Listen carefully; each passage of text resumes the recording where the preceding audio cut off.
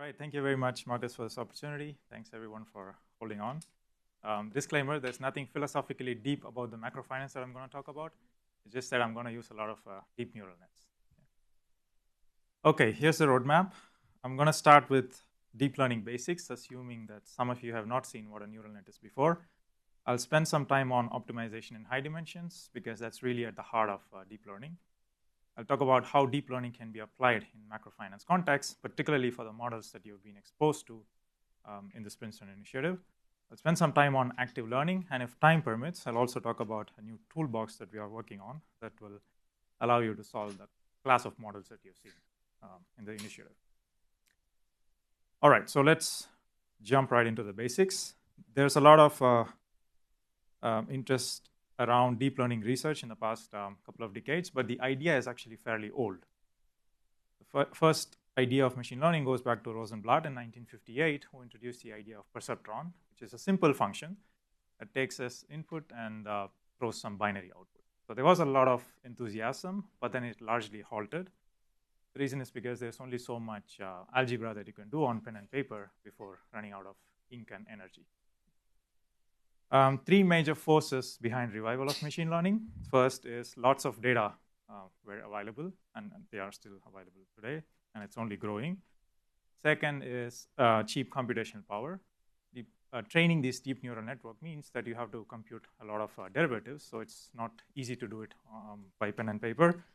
And so we just immediately take it to the computer and take advantage of 3 GPUs that all of us have access to. Not only that, there's a lot of recent advancements in how to optimize in high dimensions that makes it useful to navigate these high-dimensional plateaus that I'm going to talk about. Okay. All right, it's these three things combined with the ecosystem that the industry is providing us in the form of packages like TensorFlow or PyTorch or nowadays JAX, means that as economists, we don't really have to code the optimization algorithm ourselves. We just have to import libraries and start using them. Of course, we still need to know what's going on in the background, but we don't need to code them ourselves. Okay. All right. So let's start with a very simple approximation task. Let's say you want to learn the mapping y equals f of x. X is a vector, and y can be a scalar or vector. In a classic econometrics or regression problem, this mapping is just a linear or nonlinear regression. Whereas in macroeconomics, this f can be a value function or a policy function. Right? But the question is, how do we learn this mapping? But before understanding the learning, let's first try to parameterize this object y or f of x in terms of neural networks so that we understand the architecture before understanding how to optimize for the parameters of the network. All right? Let's start with a very basic neural network. This is the fundamental unit of a deep neural network called an artificial neuron. What is an artificial neuron? Well, it's simply a nonlinear function sigma, which is represented using this ball here. It takes as inputs x1, x2, and x3. In this example, it's three-dimensional input. It first applies a linear aggregation to the input it receives through these parameters w1, w2, and w3, which are often called as weights in machine learning language. Okay. Once it applies a linear aggregation, it passes it into this nonlinear function, sigma. You can think of this as a sine function or an exponential function or whatever. And what comes out is the object y that is parameterized using this neural net. Right? Mathematically, it's simply represented like this. First, you apply linear aggregation, and then you pass it into the nonlinear transformation sigma, and that's how you represent an artificial neuron. Why am I showing you this? Sounds very, very simple. The reason is this is the fundamental building block of a deep neural network. Okay? Let's see one example of a deep neural network, which is a fully connected feed-forward neural network. There are different types of neural network. In language models, you might have heard of LSTMs or recurrent neural nets or transformers. They are very different. For at least the models that you saw in this initiative, what's useful is feed-forward neural network. So let's try to understand that first. Each ball here is an artificial neuron that we saw in the previous slide. Okay? So you start with the zeroth layer, which is the input layer. It has n dimensions as inputs. There are L-1 hidden layers. Hidden layers are represented in these blue balls. In this example, there are 2 hidden layers. And then there is an output layer, which has a dimension of, k. So there are k neurons here. Output doesn't need to be 1 dimension. It can be multiple dimensions, which means that you can also represent a probability distribution or a value function using neural nets. All right. So what are these arrows doing? Well, each neuron in the hidden layer is really separated into 2 parts. Right? The first part is the linear aggregation. It takes as inputs in the first hidden layer x1, x2 up to xten, and applies a linear transformation to the input, and then passes it on to the nonlinear aggregation. Okay? Now, what's important here is that you do that sequentially. Right? You first take the input, package using linear aggregation, then apply nonlinear transformation, send it to the next layer. So in the next hidden layer, what comes out of the first hidden layer becomes an input. And now you do the same trick again. You do linear aggregation and then apply nonlinear transformation. The reason this is called as a fully connected feed-forward neural network is you're kind of marching from the 0th layer. From 0th layer, you're feeding forward. And then each neuron here is connected to every other neuron in the first hidden layer. So it's fully connected, and it's in a feed-forward fashion. Now, in a different neural network like recurrent neural nets, for example, all kinds of crazy things will happen in terms of where the arrows are. Right? So there may be an arrow from here to here, or from here to here, and all kinds of crazy things will happen. So those kinds of neural nets are useful for language models and image recognition, whereas for simple problems that we are going to see today, this type of feed-forward neural network is enough. Right? Now, what ends up happening when you do this linear aggregation and nonlinear transformation sequentially is that you end up transforming the geometry of the state space. Okay? And then you do optimization in the simpler geometry, and that's very useful. One important thing here is that these neurons here, these nonlinear functions, are usually very simple. They're not complex polynomials, because ultimately we're going to be taking derivative of these functions multiple times. So you have to be wary of the computational cost. But I'm going to talk about that in detail later. Okay, some jargons to be aware of in the machine learning world. Weights are called as weights and biases are called as the parameters of the neural network. Okay? What is an architecture of the neural network? Well, it's what type of neural network that you have. Here it's fully connected feed-forward. What activation function are you using? One example of the activation function for these blue functions are sigmoid function. Another function is tanh function, or you can just use a piecewise linear function that's commonly used in image recognition and computer science. So these are all common examples. They're all very simple to compute derivatives, so computation cost is not very high. Okay. And how many hidden layers are here? There are 2 hidden layers and n input layers and k output layers. This is roughly known as the architecture of the neural network. It just makes it easier to communicate with other researchers instead of being very vague about which neural network you're using. You need to be very precise about the architecture. Okay. How do we represent this mathematically? Well, it's quite simple. You start with the first hidden layer. H0 of x is simply x. That is the input here, which is n-dimensional. You apply linear transformation by this matrix Wi. Why is it a matrix? Well, because of all these arrows going all over the place. And then if you want to add an intercept kind of term, which is known as bias in the machine learning world, and that becomes your AIX, which is basically what comes out of here. Then you apply the nonlinear transformation to AIX, and that comes out of the second part of the first neural network. Finally, what comes out is y hat, and this is just an approximation of the mapping that you are trying to learn. Okay? So far, we have not done any learning. All that I've talked about is how to represent y using a neural net. Okay? Now the question is, how do we, for the given problem at hand, how do we learn these weights and biases? How do we optimize and find these parameters? Questions? So far, I hope it's pretty basic. Let's start with a very simple example to understand how to learn these things, how to learn these weights and biases. Right? What I have here is a representation of a deep neural network. So this is the fundamental neural network that I showed you in a couple of slides back. Right? This is just one artificial neural network. And if you want to stack up these things multiple times and write a deep neural network, this is how you do it. You have the input layer here, and then you apply nonlinear activation, then do a linear aggregation again, and so on and so forth. So this is your representation, right? Okay, let's go back to this simple example and think of approximating two data points, 0.5, 0.2, and 2.5 and 0.9, using a simple artificial neuron, which is what you see.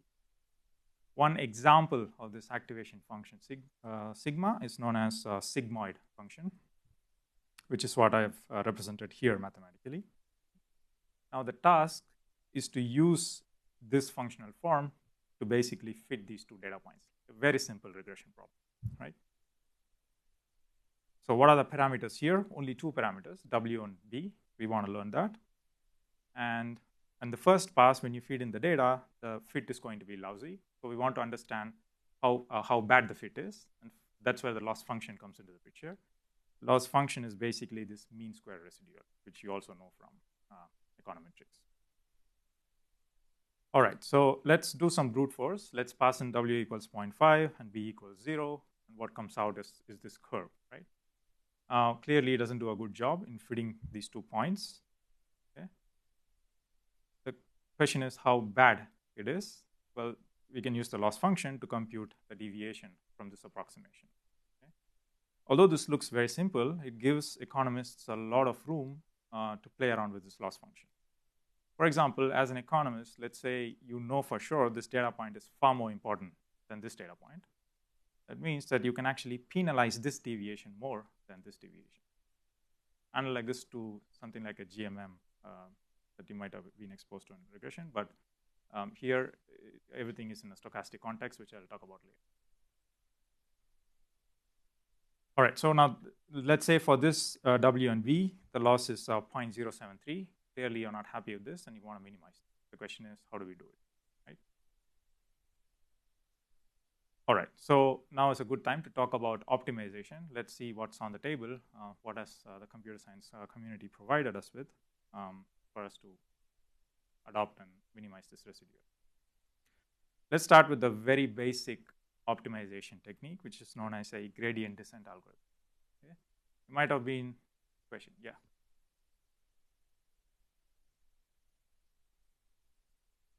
Good question, yeah. Yes.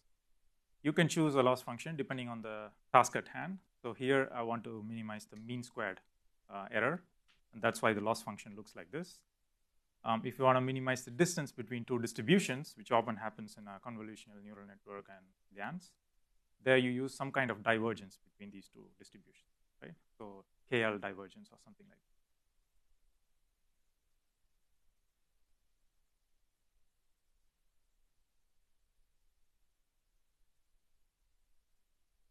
Sure, exactly. So here I don't know that. So think of this as a very high dimensional problem. This is a very simple example, but in this case you're right. Oh, I'll repeat the question for the mind. So the first question was for the next one. Okay. Question.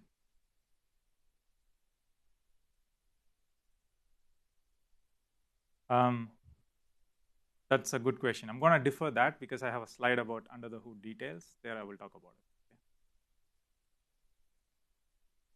All right, good. So let's start with the gradient descent algorithm, very similar to the Newton method that you might have seen in high school.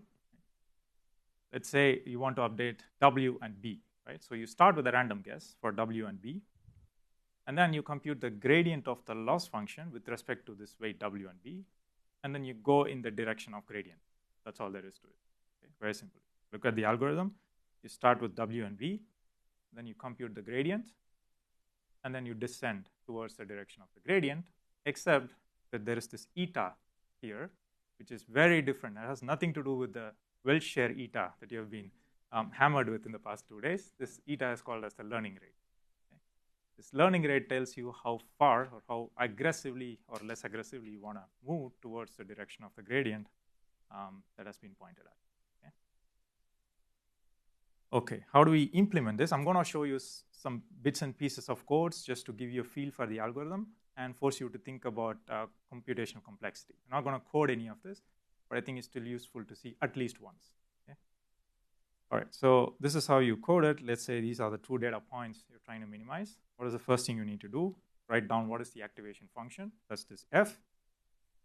Specify what loss function do you want, going back to that question. So here in this case, I want a mean squared residual. So I write this. Compute gradients with respect to these 2 parameters. Why do we need gradients? Well, that's going to tell me which direction I have to move towards to minimize this loss, right? And then the key part of this is actually here, this loop, which does the gradient descent. You're looping through all the points x, y that you have, and for each point, you're computing the gradient and then updating it, right? Notice one key thing here. Now, I told you before that we have lots of big data today, which allows us to do machine learning more efficiently. So let's break away from this 2 data point example and go to a billion data point example, right?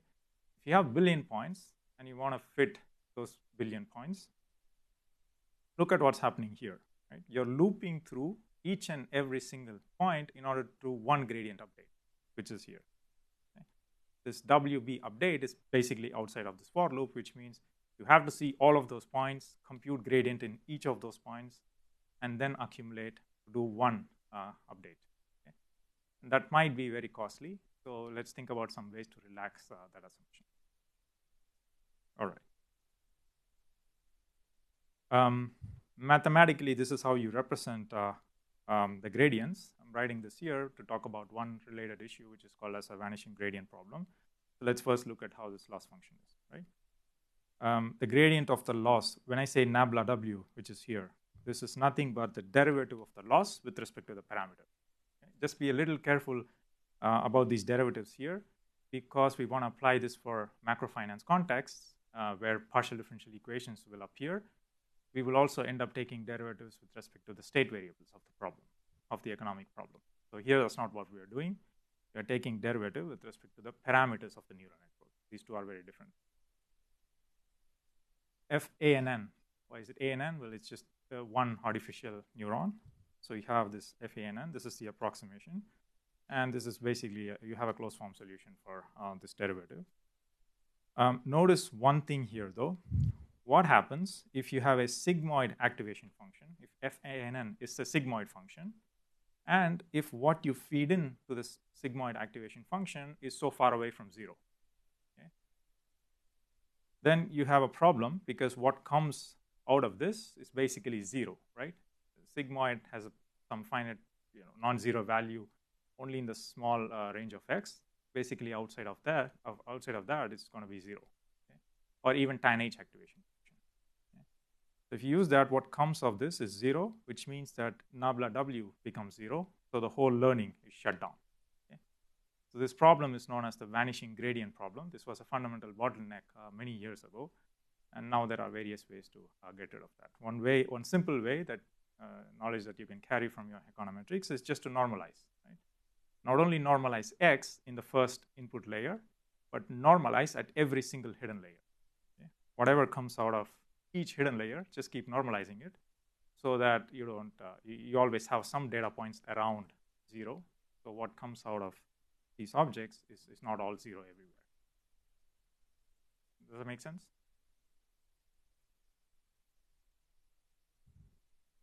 Questions?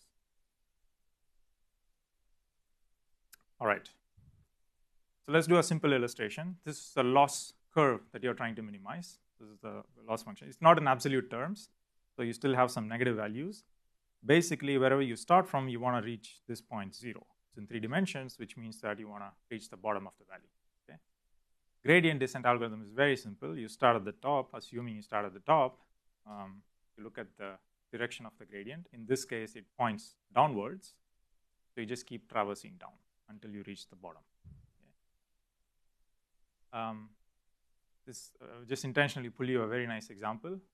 what happens if you start at a different point? So instead of starting here, I'm going to start just epsilon left to that point. Okay. You do that, the gradient points in the other direction, so you start moving there, and you keep traversing. And what ends up happening in this example is that you get to a local minimum. There's no way for the descent algorithm to know if it's a local minimum or a global minimum. So the algorithm is going to think that is the global minimum, and you're stuck there. This is one common problem if you start with a different initial point. Okay. Let's look at another problem, which is the eta problem. Okay. Again, not the weight share, but the learning rate problem. Okay. Let's say you start here at the bottom, and you look at the direction of the gradient, and you start aggressively moving towards that direction. Okay. If eta is very large, then what ends up happening is when you do that aggressive update, you actually bounce off from the local minimum. So in this case, coincidentally, it actually helps you in converging to the global minimum, but in some cases it might not. Okay. Another example is you start very close to the global minimum, okay, and you set a very large learning rate. So when you do these aggressive update, sometimes you might actually just keep bouncing off and you never reach the global minimum. This is a very, very common problem that many researchers face across disciplines. Okay. It's very unlikely for you to be stuck at a local minimum from an experimental point of view, but this situation is actually much more likely. So this learning rate parameter is actually a very key parameter in the optimization. All right, so let's think about ways of improving this algorithm, right? In gradient descent algorithm, you just take in all the data and then you do gradient updates. One simple improvement you can do is stochastic gradient descent. This is by far one of the most popular descent algorithms, and it's a very simple tweak, both logic-wise as well as code-wise, which I will show you, compared to the gradient descent. Here the idea is that instead of just taking in all the data and doing one gradient step, why not do that individually for each point? So you draw a sample, you compute the gradient, and then you update the weights. Okay? And then you do the same for each and every data point. Let's see how the code looks like. The logic is pretty much the same until here. This is where you update the weight and bias. Now remember the previous example in gradient descent, W and B was actually outside the for loop, which means that if you had 1 billion data points, you had to go through each of those points and then do one gradient update. Whereas here, I'm not doing that. I'm very impatient. Let's forget this if condition for now. Here, what you're doing is you're looking at one data point, and then boom, you're computing the gradient, and then you're updating W and B, and then you go to the next one. So there's obviously a trade-off here. So here, the memory implication is that for each data point that you see, you're actually updating weights and bias. So you're doing a lot of updates compared to the previous plain vanilla gradient descent. Okay. On the other hand, this is a very noisy approximation to the true derivative. The true derivative is actually the one that you do in gradient descent. You look at all points and then compute nabla W. Whereas here, this is a very noisy approximation. We can do something in between, which is called as a mini batch stochastic gradient descent. What you do is instead of just looking at one data point, if I have 1 billion points, I'm just going to randomly draw 1,000. And then for those 1,000 points, I'm going to loop through those 1,000 points, compute gradients, and then update W and P. So this is a middle ground between plain vanilla gradient descent and stochastic gradient. And this is what people actually do when they say stochastic gradient descent. Nobody looks at each point. They're actually looking at mini batch. So apart from learning rate, this mini batch is also a parameter. Just to fix terminologies here, this learning rate eta and the mini batch size, these are all called as hyperparameters. Okay? They are different from the neural network parameters, which are the weights and bias in this example. And obviously, they are different from the economic model parameters, which is like risk aversion, discount rate, so on and so forth. So we have to be precise about what parameters that we are talking about.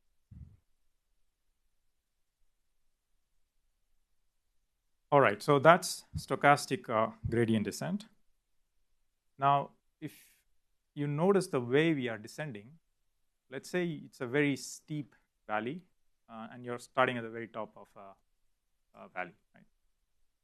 And the gradient direction may point you in the same direction, and you keep descending down. Sometimes it may be a good idea to descend faster. Okay? If you're being repeatedly asked to go in the same direction, it makes sense to just increase the momentum, right? And that's basically what momentum-based optimizers do. Okay? You look at the gradient update rule from before. The way you update weight is you take the old weight, and then you apply eta to nabla w, right? Now you're tweaking that learning rate. You're saying that if I'm being asked to move in the same direction always, then it's probably a good idea for me to just move fast. The way to do that easily is to just play around with this learning rate. So you modify the learning rate this way.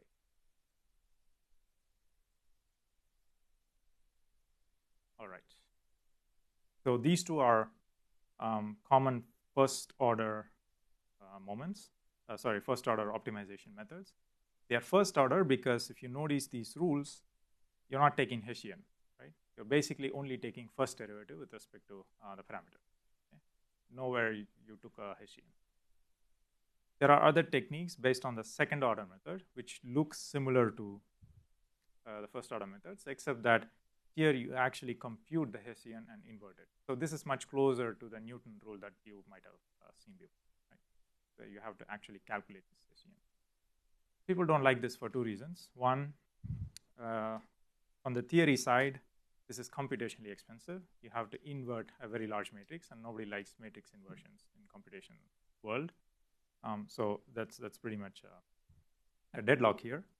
And the second reason is implementation-wise, I think most of the existing libraries, you cannot do a mini batch update. Okay? One major advantage here in machine learning world when you do stochastic gradient descent is that you can just randomly choose data points and then do slow updating, right? Whereas with these second order methods, you basically have to feed in the whole batch. That is also a computation bottleneck. However, in some reasons, they can still be very useful. Let's say you know for sure you're very close to the bottom of the valley, right? If you have that reasonable level of confidence, then you can kickstart this second order method to basically get a much better accuracy. Just basically boosting the momentum there. So in those cases, second order methods might be helpful, but in almost all cases, it's the first order method that's being used, right?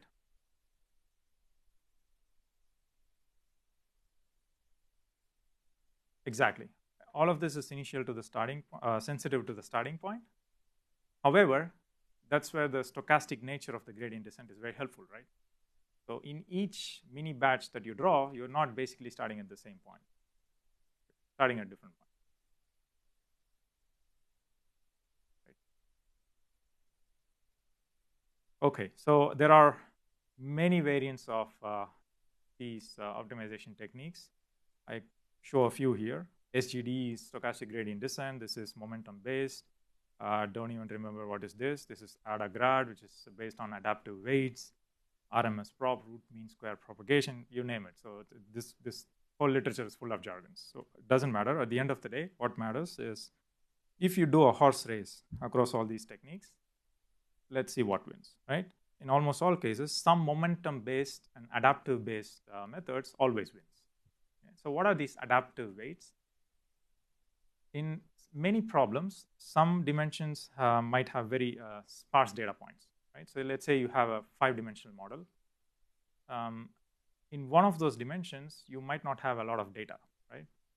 So when you do these weight updates, in each iteration, it's not actually seeing a lot of data points from that particular dimension. So it probably makes sense to put more weight, to focus more on that dimension because of its sparsity. Okay? So that's exactly what ADA grad does, and that turns out to be very useful here. If you look at this blue curve, it traverses much faster towards the global minimum compared to the other. So the combination of momentum and adaptive weights, which is known as the ADAM optimizer, is by far the most widely used optimizer. And that paper, I think, has the most number of citations in the machine learning world. All right. Questions? Good. Let's compare this to other techniques that we might have seen in grad school. Here's a representation of the deep neural net that I showed you before. And here's how it compares to the standard Chebyshev polynomial projection method. Okay? So I want to point out two important differences here that makes deep learning work. One is in this representation, you can easily see there are lots of parameters, right? So here in this representation, it stops at W3, but you can keep going. If you have L layers, then you basically have WL parameter matrices and L bias parameters as well. But each of these functions, these activation functions, sigmoid functions, are very simple. They are not computationally expensive to compute. Okay? So you have lots of parameters and simpler functions. How does that compare to Chebyshev method? Here you don't have a lot of parameters, very parameter efficient, okay? Because L is typically not 1 billion like here. Right? However, these basis functions are very complicated. Okay? And clearly there is a trade-off here, but because we know how to navigate through plateaus in high dimensions and do efficient optimization, it's actually preferable to use machine learning method. Okay? Even though the parameter space is very high dimensional, in the end it doesn't matter because Adam Optimizer is going to help you find the optimal parameter. Okay? Now, why can't we have something in between? Well, there is some recent development and enthusiasm in the computational world coming from Kolmogorov-Arnold networks. Okay? They are somewhere in between. So they have some good success with solving PDEs. We have tried them. We don't share the same enthusiasm for now, but I'm going to hold my judgment because we are doing a few more experiments. What's going on here is, as you can see, it is also very parameter efficient compared to the deep neural network here. Okay? This theorem basically comes out of a Kolmogorov-Arnold theorem, which says that if you take a high dimension or a multivariate function f of x, it can be represented using a combination of a single variate function. Okay? So this has two advantages. One, parameter efficiency, like the Chebyshev method that we all were taught to love in grad school. Not only that, it also has some advantages from the machine learning world in the sense that you don't need to pass in the entire grid here. You can randomly sample and pass in the input XP. Okay? So this slow updating of the parameter advantage from the machine learning and the parameter efficiency from the projection method turns out to be quite useful here. Yes? These you would approximate using neural networks. The key difference is that the activation function here is learnable. So you're not only learning the parameters of the neural network, you're also learning what basis functions to use. Yes. And that provides some, brings in some additional complexity. And my speculation is that's where things are going wrong with GANs. But like I said, I'm going to hold my judgment. All right. Lots of under the hood details. I think we had a question earlier, what type of architecture to use, which sigmoid function, which activation function, how many layers, so on and so forth. Obviously, I don't have time to cover all of that, but if you're interested, we have some online materials available at BCF. You can take a look. I will provide a short answer to your question since you asked. It depends on the problem that you have at hand. For macrofinance models, in almost all cases, I think maybe Sebastian can attest, we found that tan H activation function in the hidden layers turns out to be the most useful. And the reason is because in computer vision, you have piecewise linear functions. There it becomes difficult to compute derivatives in very high dimensions. Because with continuous time PDE problems, we are also differentiating with respect to state variables, right? Not just with respect to parameters of the neural net. So in those cases, it's much better to have a smooth activation function. So something like a tan H or sigmoid might actually work. So you don't have to worry about other activation functions. In the final layer, though, as an economist, you have to bring in your domain knowledge, right? So if I'm approximating the marginal value, I know for sure it's positive. If I know for sure it's positive, then I would just use a softmax, right? Whereas if I'm approximating a probability distribution, then I would use a sigmoid. Another choice that you have to make is if you have to use different activation functions for different layers and so on and so forth, I don't think it's required. Just stick with one, pick one for hidden, pick one for output, and you're done.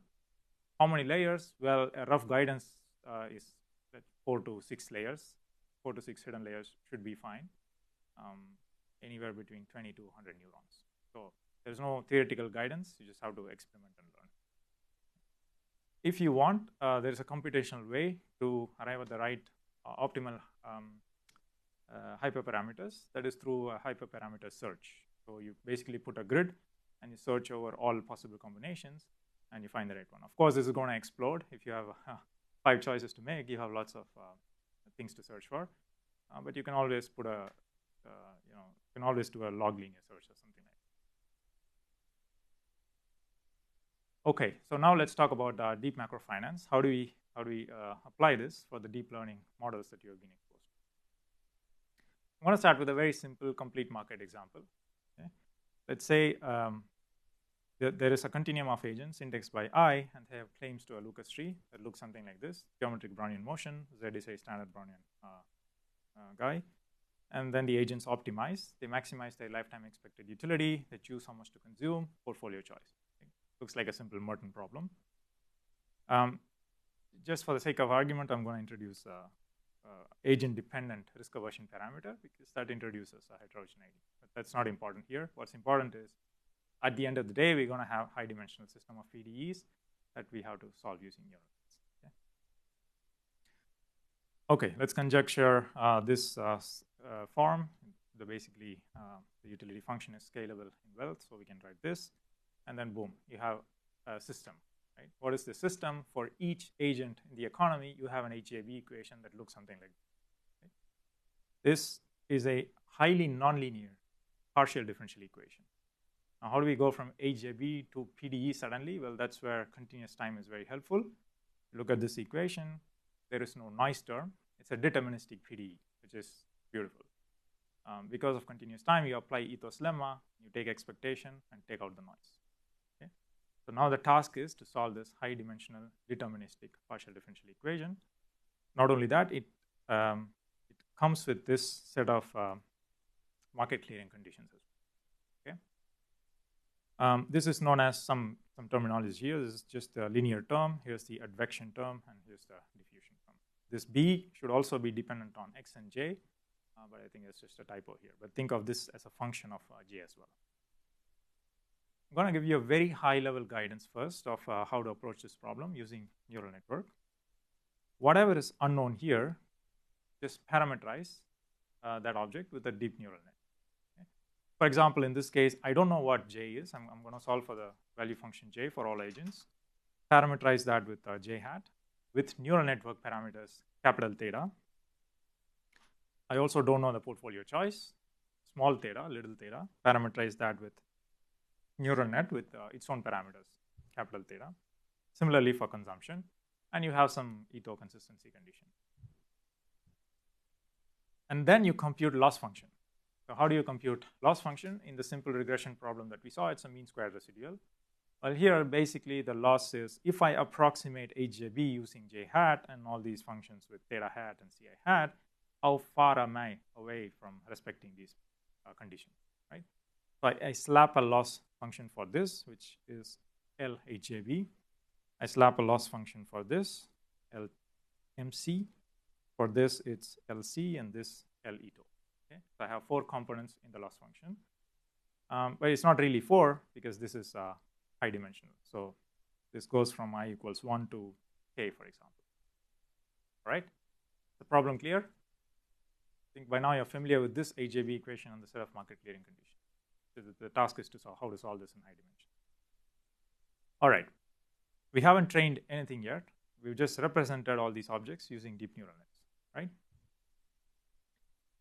Let's compute the aggregate loss. It's just the sum of all these loss components. And I'm going to pick a mean squared residual. Okay? So this is an L2 norm.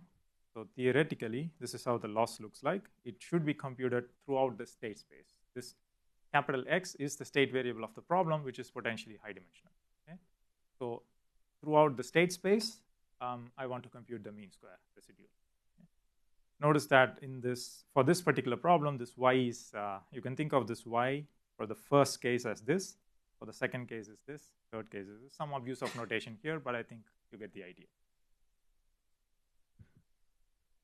Obviously, this is a theoretical loss that I cannot compute. How do we deal with this? Let's take an empirical loss, as simple as that. So you, in smaller, let's say 5 or 6 dimensions, it's fine to use a uniform sampling. Just draw uniformly from the state space, right? Feed it into the neural network, and then compute how far that is from respecting the respective conditions. Okay? That's it. This is the loss. We still haven't trained it. How do we train it? Well, I just told you how to train it using Adam optimizer. Right? Just slap an Adam optimizer here, and then click run, and it's hopefully it's going to work.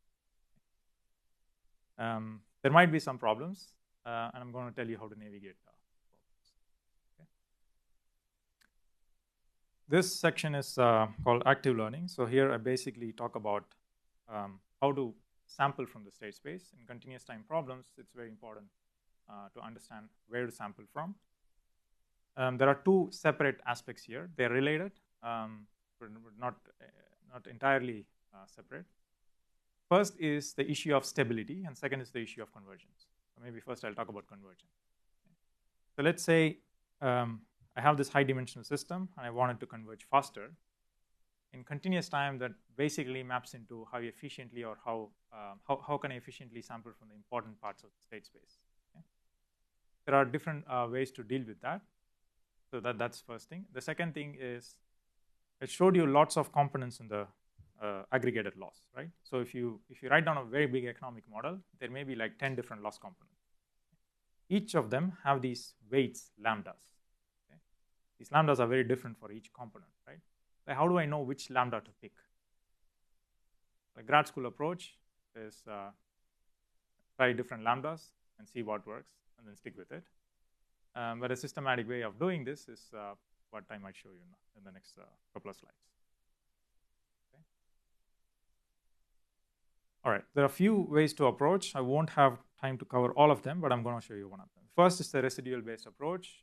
You draw samples from the state space, you compute where the error has been largest in the past few iterations, and then you try to sample more points from there. Here the art is about how do I sample, right? And second is these adaptive weights, where here I'm saying, well, I'm happy with the sample that I've drawn, but I'm not happy with the weights that I'm choosing, these lambdas. So I'm going to come up with some ways of picking the right lambdas. Okay? That's one way to approach this. Second is attention-based mechanism, where for each point that you draw, you pay more attention or less attention depending on how much that point is relevant for the economics of the model. Okay? And last is this learning of this activation function based on this Kolmogorov-Arnold network that I showed you before. Okay. I will show you in the next slide how adaptive weights work, but you roughly see the idea here is to understand how to do efficient sampling and how to ensure that I converge fast. Okay. That's the first issue. The second issue is stability. All global solution methods are unstable, so you cannot expect neural net to resolve that problem. So it is unstable as well. So the question is, how do we enforce stability? So many ways to do it. I think one way to do that is to do a time stepping scheme. It is similar to what you saw with, did they say with Yuli? How you do a time stepping value function marching, right? You start with the terminal condition for the value function, and then from there you march backwards. Okay? You can do that with neural nets as well. That enforces stability for a couple of reasons. One, because you have this nice contraction mapping property that you can bring in. Right? You just use projection method. How do I know it's converging? We don't know. Even with time stepping, there's no proper guarantee, but at least as long as I start from a reasonable guess, I know that it's going to converge because of contraction mapping. Okay, so let's go back to this particular part, adaptive weights. How do I ensure quick convergence? So let's inspect this aggregate loss function, L, which has all these components. Right? So let's say I have k components. Each component has its own weight. Here T refers to epoch. It's not actual time. but it's just how many epochs have I traversed. So here, when I say time, it's actually epoch. One way to adapt these weights are by looking at the progress of the loss function, right? So let's say you have HJB equation and a market clearing equation, and you kickstart the Adam algorithm, and for some reason, the change in the loss on the market clearing is very small, right? And you're not happy with it. It's actually not learning. Either the loss on the market clearing itself is larger, or the loss is small, but over time, it's not adapting and it's not learning well. Okay? So it might make sense to put more weight on that component of the loss function, right? And that's exactly what this function does. This is a brute force way of ensuring that if the loss on the ith component, the difference in loss is very high, then I might want to increase the loss. Okay? Or it depends on the problem at hand. If you think that's where I should put a lower loss, you can also do that by having a negative exponential. Right? That's brute force way of doing it. Another way of doing it is to do a min-max algorithm where you minimize the loss, but at the same time, you're trying to maximize these lambda. Make sense? Questions?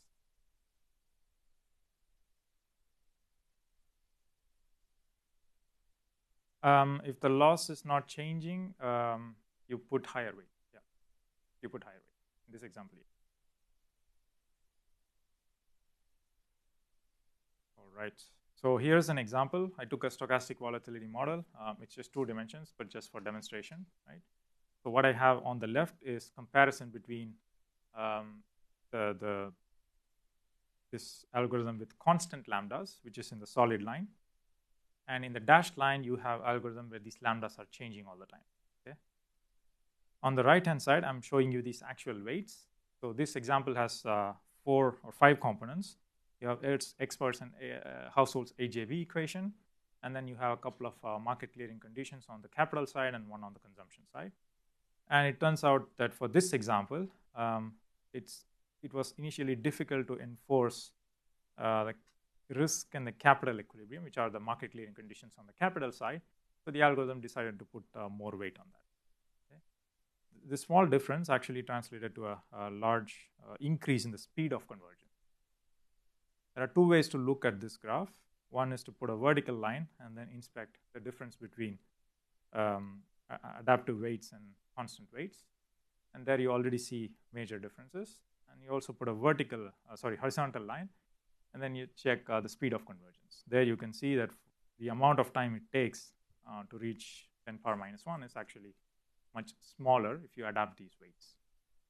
There are 2 ways to look at this graph, but either way, adaptive weights actually helps you converge much faster.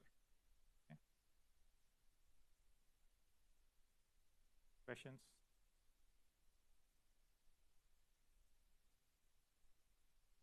Okay, about stability. One way to ensure stability, like I mentioned earlier, is to do this time stepping scheme, like you did in the course here. The reason is because, like I mentioned, all global solution techniques are prone to instability, so we need to think about how to enforce stability. And second is that deep neural nets are actually very good at finding near equilibrium solutions. Okay, so that's how in some cases it's important to start from a reasonable guess and then time march towards the solution rather than just start from a crazy guess and not do this time marching at all. Okay. So how do we introduce this time stepping scheme? Now you will see something very familiar, I hope. You have the HJB equation without time stepping here. This is fully nonlinear, right? You have all these functions of the PD. The PD coefficients are all functions of j hat you're trying to approximate and solve for. If you do it with time stepping, there are 2 changes between the first and second equation. First is you introduce this false time derivative. It's not part of the economic model, but it helps you in convergence. So you introduce this false time derivative like you did in implicit scheme. Okay. And the second difference is that these PD coefficients are not functions of the neural network object anymore. They are functions of j tilde, which is basically from the previous iteration. Right? So you start at terminal condition, you assume that the value function j is known, and you use that to compute these PD coefficients. Okay? You are exposed to all of this already. The only difference here is that you don't use finite difference to solve this j hat. You still use deep neural nets. Okay? So now you not only sample from the state space x, you're also sampling from the time dimension, okay? From time capital T to t minus delta t. Okay? So you kind of do continuous time marching. All right. The trade-off here is that sometimes, even with 4 or 5 dimensions, this algorithm can be a bit slow. On the positive side, there is some contraction mapping property that you can rely on and hope to converge. Okay. All right. 10 more minutes. Here's one example from one of my papers before. The way you do active sampling is this. Let's say you have 2-dimensional state space, productivity, and well share. And let's say the capital price function looks something like this. You can just randomly draw from the state space here in order to feed into the neural network, which are these blue points. But then as an economist, you kind of know this is an important region for you. And it turns out that for this problem, that is also a computationally relevant region that helps you in conversion. Okay? It's important to actively keep track of this from one iteration to the next, because it's not like at the first iteration, this is where the fire selling region is, and then that's where the fire selling will happen in all of the iterations. So it's not the case. It keeps changing. The shape changes. The location also changes. So machine learning methods gives you the flexibility that at each iteration, you can just look at where the important region is and then randomly sample. Okay? These important points do not need to be next to each other. They can be very far apart, but they're still fine because you're using automatic differentiation to compute these derivatives. You're not relying on finite difference. Okay, in the few minutes that I have, let me talk about some generic toolbox that you are working on that will help us solve the kinds of models that you saw before, but not only that, but also in high dimension. Okay? The way it works is in Python, you import all the libraries that you want. So in this case, I'm going to work primarily with PyTorch. So I'm going to import Torch. And for plotting, of course, you use matplotlib. And then there's a package called deepmacrofin. It's still not in production, but it will be by the end of the week. So it'll have you can start importing and play around. You have a PDE model, and it tells you what type of activation function to use, which optimizer to use, which sampling scheme to use as well. Okay. And then it's your task to input the model equations. Okay. So the way this library is built is such that you can just transport all the LaTeX equations from your LaTeX compiler and then plug it in. You don't need to use different variables for the Python. Okay? For that, the Python needs to know which variable maps to which LaTeX format. So there is a variable mapping dictionary that we have built in the first. So here it allows you to just plug all this in. Okay? And then you specify what are the agents in the model. So this is particularly for small number of agents, like 3 or 4. Still not built for high dimensions, but yeah, you're working there. And then you provide what are the constants of the model. Okay? And you specify the name of the model and all the hyperparameter that you want. Okay? So this dictionary is going to allow you to play around with different hyperparameters. Once you have that, you add what are the endogenous variables in this problem. Here, it's as a pricing model, so I'm interested in capital price and the risk-free rate. So those are the 2 endogenous objects. Then plug in all the model parameters, throw in all the equations, all the endogenous equations. Just make sure that if you if you're solving for 3 endogenous equations, you have 3 conditions. Otherwise, it's going to throw you an error, and then you have to feed in or fix that. And then specify what the HJV equation is, and then evaluate. Okay. In the background, whatever I explained to you in the past 1 hour happens in the background. And this library allows you to flexibility to go into the background and then modify things as you see fit. Or if you don't, but you don't have to. If you don't want, then you can just evaluate and relax. All right. So what comes out of this model is this. For now, it's a little bit nasty, but we are cleaning it up. All your input gets repeated here just to make sure that the system got it right. Okay. And here's where the architecture of the neural network, right? So here I talked about what an architecture is. It's the number of layers, which activation function to use, so on and so forth. So for each object that you have, right? So C is the value function here. That is parameterized using this neural net, and that has 2,911 parameters. Okay. Similarly, I have another function called zeta, which is an endogenous object here, same number of parameters. So it's going to repeat all the architecture. Okay. And it's going to throw all the equations just to make sure you have everything in place.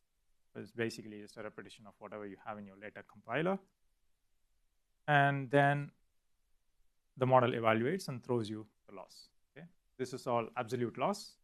What comes out is the different loss and different loss components. Because if you have a bigger model, you might have like 10 lines here. Okay. Okay, we also have a plotting function. You can just use plot vars and throw in whatever you want. It comes out. We don't like two-dimensional graphs as economists, so it often helps to plot in one dimension. So you have the flexibility to do user-defined plots as well. Just use matplotlib and then plot whatever you want, and it's going to throw you nice graphs like that. Okay. Just two. Yeah. A simple example, but technique is the same. This one took 4 minutes. The loss is not that good enough, but it's still fine. Questions?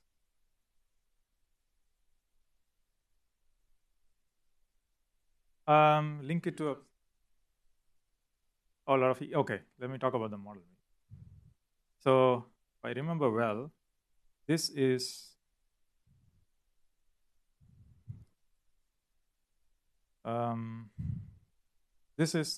Ditella 2017. Okay,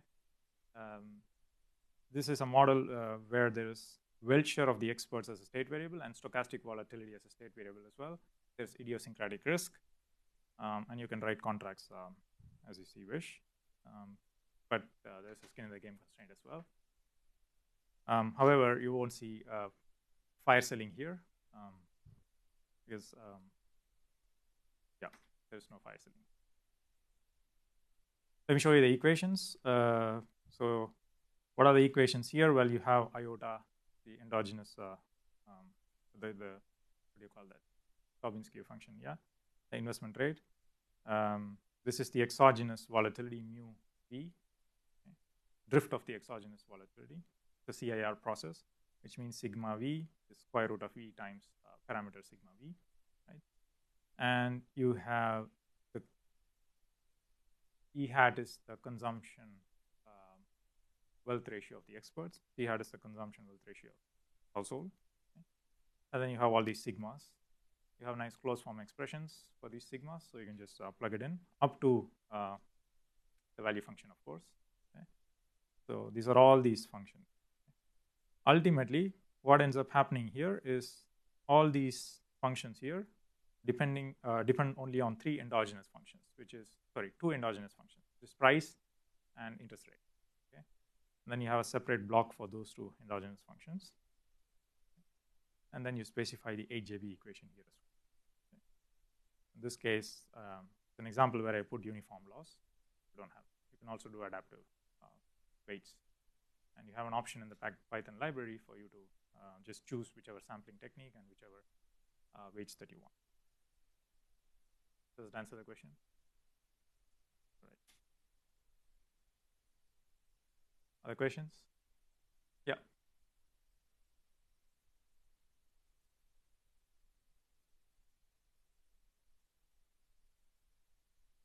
Yes. You have to do Euler-Maruyama scheme. So it's not readily available because we don't have that operator. We're not using that. But of course, once you solve the model, you can just simulate. And one thing about neural nets is that once you have solved all these functions, you can just export them as models, which means in simulation phase, you just have to import those and then draw samples and then feed it in, because forward evaluation is very cheap in neural nets, so that's not a huge bottleneck.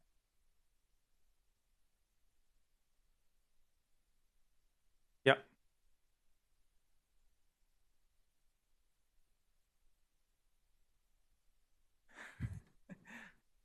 All right, we are still trying to resolve. So one way to think about that is that's where I think my speculation is time stepping scheme might be very helpful there. So you start with a reasonable guess that you think close to equilibrium, and then you do time marching.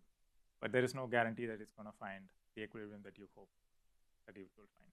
It's a very good question. It's an open question. We haven't resolved that.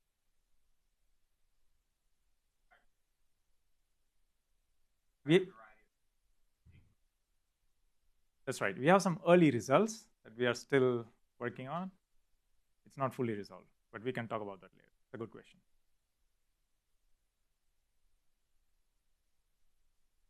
All right. So yeah, with that, I think I conclude. I'm happy to take questions now or later as well. Thank you all. Yeah, question.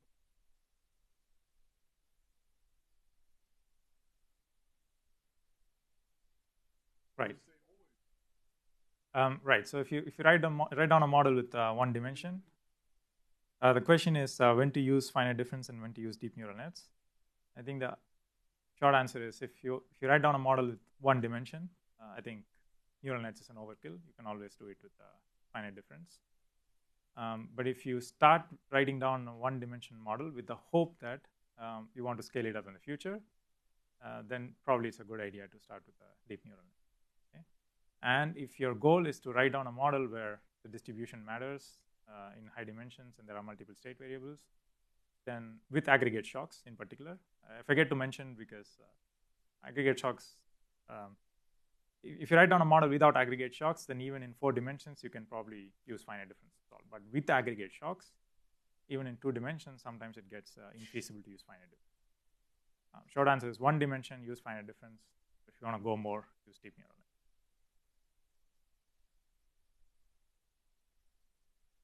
All right. Thank you very much.